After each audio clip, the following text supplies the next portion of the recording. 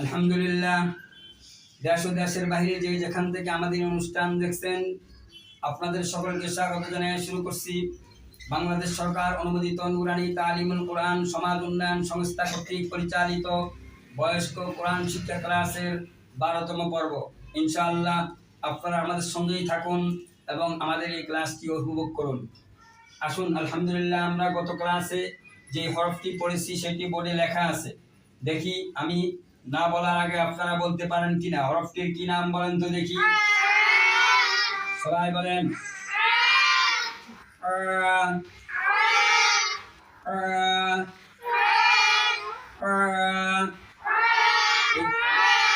আমি এখন এই হরফটির উপরে একটি নকতা দিয়ে দিলাম।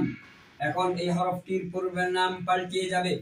এই হরফটির নামে শুদ্ধ উচ্চারণ করতে হলে কণ্ঠনালীর শেষ স্থান থেকে, অর্থাৎ উপরের শেষ জায়গা থেকে এই হরফটি উচ্চারণ হবে। আমি এখন এই হরফটিকে তার উচ্চারণের স্থান থেকে উচ্চারণ করে শোনাবো।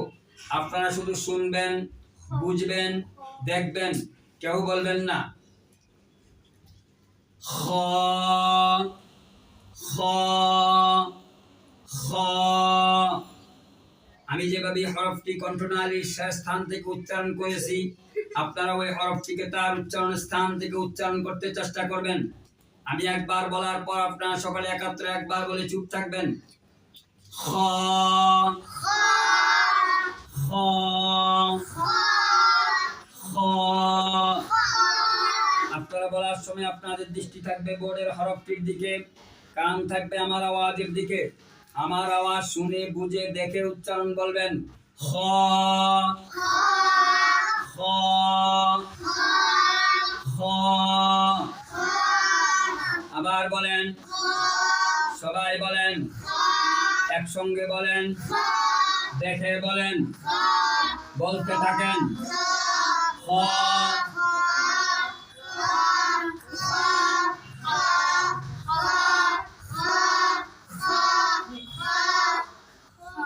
আমি বোর্ড থেকে হাত সরানোর পর যারা বলছেন তারা ফেল। সবাই দেখে বলবেন, বলেন।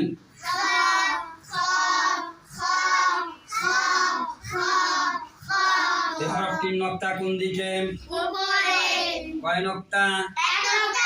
খর উপর এক নকতা। বলেন।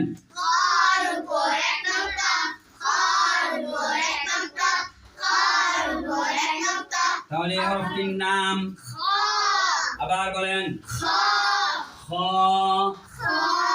খ।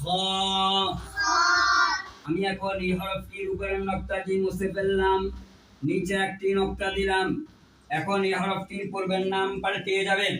এই হরফটির নামের শুদ্ধ উচ্চারণ করতে হলে জিহ্বার মাঝখান উপরের তালুর সঙ্গে লেগে শক্ত আওয়াজে উচ্চারণ শুরু হয়ে দুটোটের শুকনো অংশ মিলে উচ্চারণ শেষ হবে। আমি এখন এই হরফটিকে তার উচ্চারণের স্থান থেকে উচ্চারণ করে শোনাবো। আপনারা শুধু শুনবেন, বুঝবেন, দেখবেন, কেউ বলবেন না। Gym gym gym. আপনারাও আপনাদের জিহ্বার মাঝখান উপরের তালুর সঙ্গে মিলান। আমি এখনো দেখছি অনেকে মিলান নেই, সবাই মিলান। আমি একবার বলার পর সকলে একত্রে একবার বলে চুপ থাকবেন। Gym gym gym.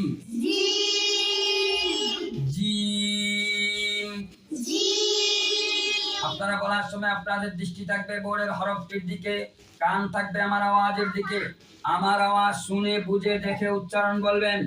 Gym gym gym. আবার বলেন, সবাই বলেন, একসঙ্গে বলেন, দেখে বলেন, বলতে থাকেন।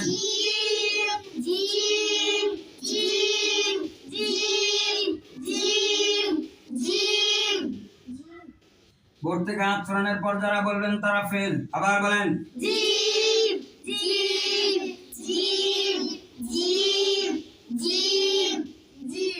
হরফটির নকতা কোন দিকে? কয় নকতা? জিমের নিচে এক নকতা। জিমের নিচে এক নক্তা, জিমের নিচে এক নক্তা, জিমের নিচে এক নক্তা। জিমের নিচে এক নক্তা, তাহলে হরফটির নাম জিম, আবার বলেন। জিম, আমি এখন নিচের নক্তাটি মুছে ফেলে উপরে একটি নক্তা দিলাম। এখন এই হরফটির কি নাম হবে বলুন তো দেখি। খ, উপরের নক্তাটি মুছে নিচে দিলাম, এখন কি নাম হবে?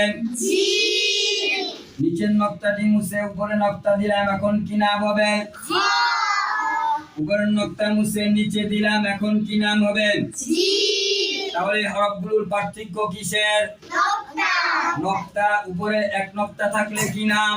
খ, নিচে এক নক্তা থাকলে কি নাম? জিম, উপরে এক নক্তা থাকলে কি নাম? খ, নিচে এক নক্তা থাকলে কি নাম? জিম, নক্তা কোথাও না থাকলে কি নাম? রাই, قال رسول الله صلى الله عليه وسلم طلب العلم فريضة على كل مسلم। আল্লাহ রাসূল বলেছেন ইলমে দ্বীন শিক্ষা করা প্রত্যেক মুসলমানের উপরে ফরজ। এই জন্য প্রত্যেকটি মানুষের জন্য কোরআন সহি করা, নামাজ সহি করা এটা ফরজ। আমরা সকলেই চেষ্টা করব কোরআনকে বিশুদ্ধভাবে পড়ার জন্য। আল্লাহ পাক আমাদের সকলকে সেই তৌফিক দান করুন। সকলে বলি আল্লাহুম্মা আমিন। আলহামদুলিল্লাহ, দেশ ও দেশের বাইরে যে যেখান থেকে আমাদের অনুষ্ঠান দেখছেন আপনাদের সকলকে মোবারকবাদ জানিয়ে শেষ করছি আজকের আমাদের বয়স্ক কোরআন শিক্ষা ক্লাসের 12তম পর্ব। ইনশাআল্লাহ আগামী পর্বে আপনারা আমাদের সঙ্গেই থাকবেন এই আশা রেখে এখানেই শেষ করছি। ওমা তৌফিকি ইল্লা বিল্লাহ। আসসালামু আলাইকুম ওয়া রাহমাতুল্লাহি ওয়া বারাকাতুহু।